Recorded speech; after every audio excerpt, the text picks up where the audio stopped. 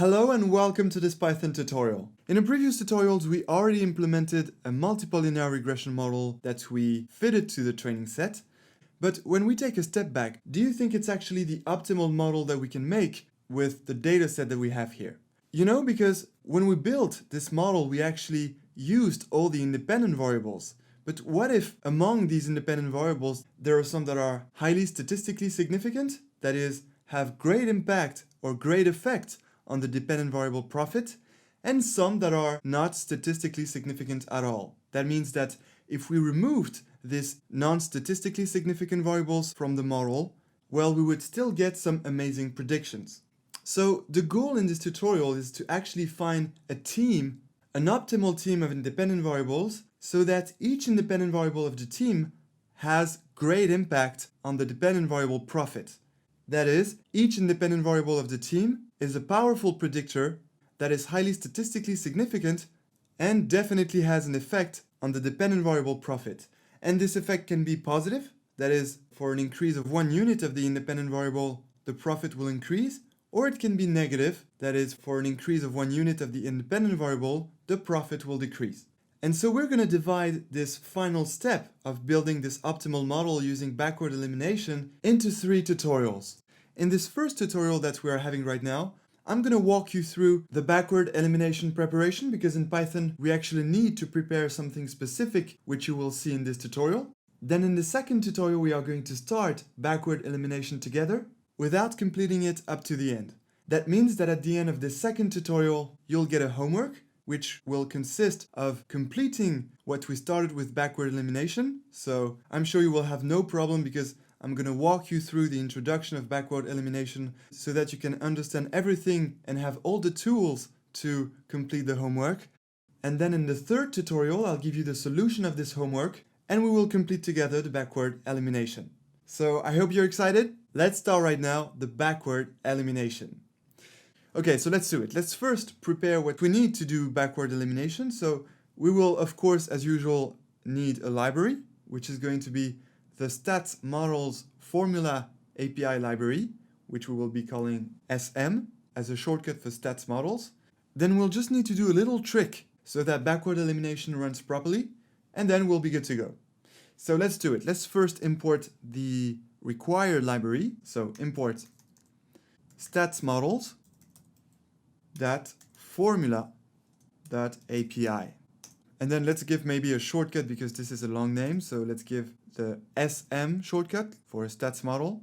And now we are almost ready to start backward elimination. We just need to add a column of ones in our matrix of features, our matrix of independent variables. And to understand why, we just need to look back at our multiple linear regression equation, which is here, y equals b0 plus b1x1 plus bnxn. Well, you notice in this equation that there is this constant b0, which is not associated to an independent variable x, like there is no x0 here. But actually there is. We can associate an x0 to this constant b0, it's actually x0 equals 1. So that means that if we set x0 equals 1, then our multiple linear regression equation becomes y equals b0 x0 plus b1x1 plus bnxn. And actually the stats models library that we are about to use right now doesn't take into account this b0 constant. So we will somehow need to add it in our matrix of independent variables, because as you can see, our matrix of features x, which is here, only includes the independent variables like the dummy variables for the state, the R&D spend, admin spend, and marketing spend. There is not this x0 equals 1 anywhere in this matrix of features. And in most library, like the library that we use here to build a linear regression model, it definitely included the fact that there is a constant b0 in the multiple linear regression equation. But that's actually not the case for this stats models library, which we will use to compute the p-values and evaluate the statistical significance of our independent variables. So that's why we need to do something here, and this something is to actually add this column of ones here in our matrix of features. So we will take our matrix of features x here, and we will just add a column of ones here that will correspond to this x0 equals 1 associated to our constant b0. that way our stats models library will understand that the multiple linear regression equation is actually y equals b0 plus b1x1 plus b2x2 plus bnxn. Otherwise, if we didn't add this column of ones here in our X matrix of features, our matrix of independent variables, this library stats models would have thought that the multiple linear regression equation would be y equals b1x1 plus b2x2 plus b3x3 plus b4x4 plus b5x5. Without the constant b0 here, that is without the component b0x0 in the multiple linear regression equation. So that's why right now we need to add a column of ones in our matrix of features, in this matrix here. So let's do this. It's actually really simple. We will just need one line to do this, and let's do it right now. So since we want to add this column of ones here to our matrix of features X, we will start by taking X here. And then we will use this append function of numpy, which will append this column of ones in our matrix of features X. So let's do this. We are going to call np here, dot, and then append, which is our function. Now let's add some parentheses, and let's press Command and Control plus I to inspect the append function. Okay, so what are our parameters? The first parameter is R for array. So of course this is going to be the array to which we want to add this column of ones, and therefore it's going to be our matrix of features X. So here as a first argument, we'll input R equals X. Okay, and then what is the second argument? The second argument is values. And this time, of course, the values are all the ones that we want to add to X. And as you can see, these values are in the shape of an array. That means that here values is going to be an array. And that's perfect for us because we actually want to add a column to X. You know, we want to add a column of ones as the first column of X. So the array that we're going to input here will be a matrix of 50 lines because as you can see, X has 50 lines and one column. So we need to add a matrix of 50 lines and one column with only one values inside. And there is actually a trick for that. We can do it very quickly. We just need to use another function of numpy called ones, which will create an array of only one's value inside. So we will need to specify the number of lines of this array and its number of columns. So our second argument is going to be values equals, and then we take our ones function from numpy. So we add here np dot ones, then parentheses because ones is a function. And then since this function ones returns a matrix of only one values inside, we need to specify the number of lines and the number of columns of this matrix of ones that this function ones returns. And if we look at this ones function in more details by inspecting it, pressing Command and Control plus I, well, we see here in the parameters that the first parameter is this shape. That is the shape of the matrix of ones we want to create.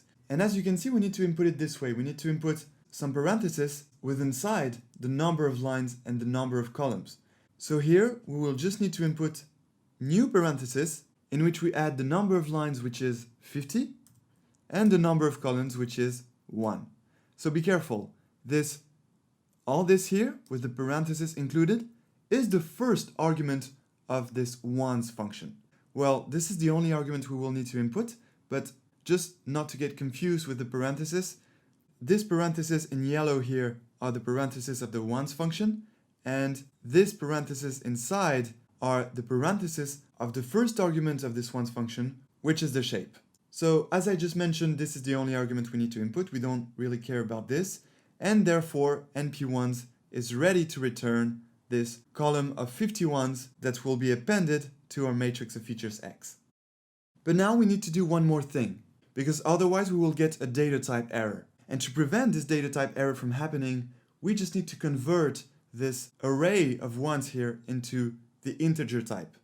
And to do this, it's very simple. We just need to actually add as type and in parentheses int.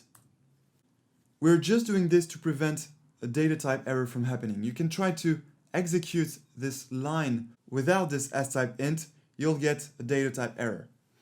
So now we're good, and now we just need to add the last argument here, which is axis, because you can use the append function here to add either a line of these values or a column of these values to the matrix here, which is our matrix of features X, and therefore we need to specify if we want to add a column or a line. So if we want to add a line, then it's axis equals 0. And if we want to add a column, then it's axis equals 1.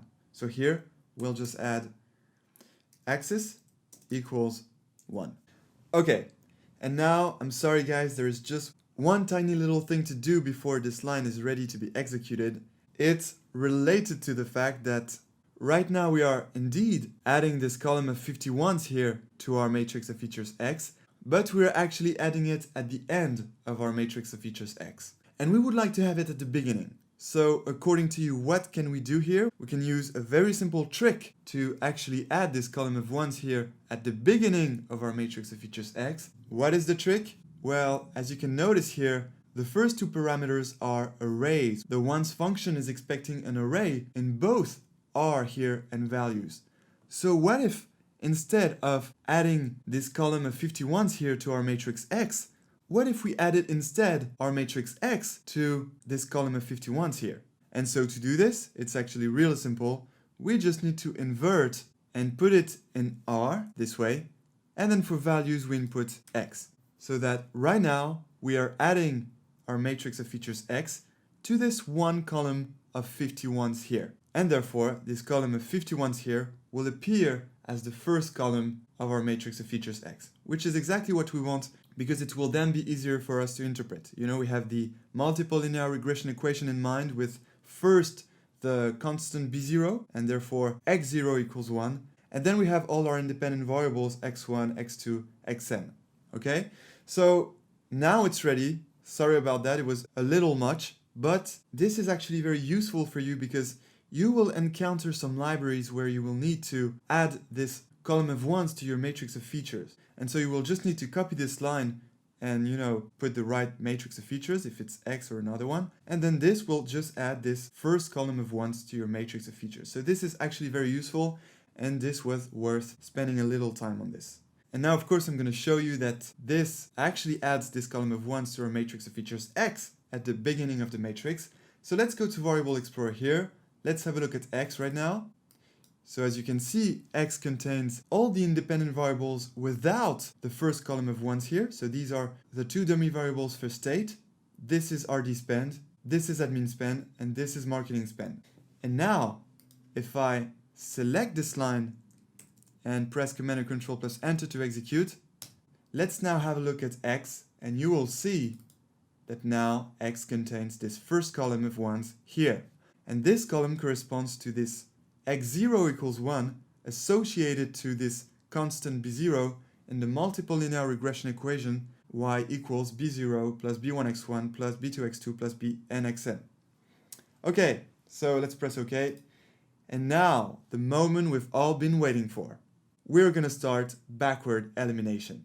But we're just going to take a little break now and we start doing that in the next tutorial. Until then, enjoy machine learning!